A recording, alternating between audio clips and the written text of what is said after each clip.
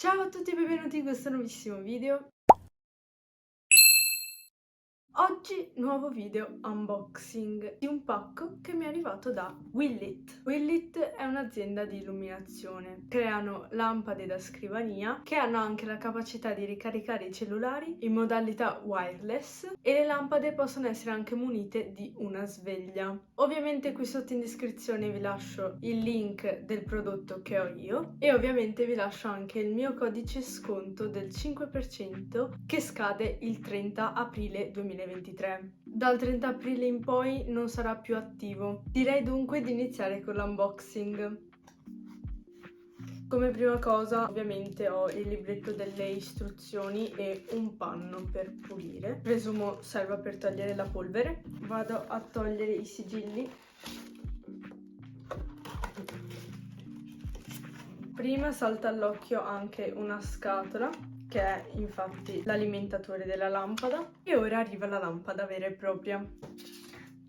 Allora, prendendo in mano la lampada così, è molto leggera, infatti non pesa niente. In teoria la luce è un LED bianco, ora andremo a vedere.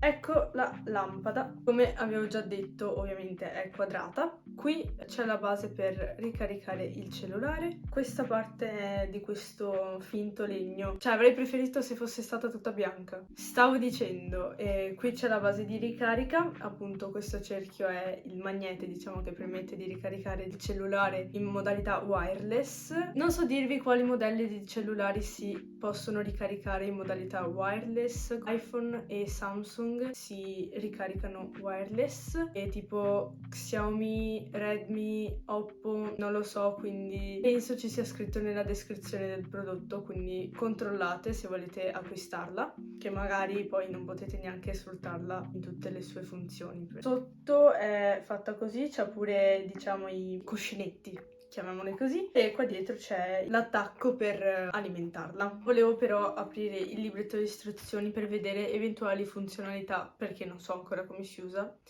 e il panno per togliere la polvere. E invece questo qui è l'alimentatore, chiaramente la presa europea e l'altra presa. Ora andremo a provarla. Allora, l'ho messa qui sulla mia scrivania, sull'angolo, perché è giusto per provarla. Ovviamente l'ho collegata. Come vedete ovviamente non c'è nessun pulsante per accendere la luce, infatti basta toccare qui o comunque su ogni lato della cornice e si accende.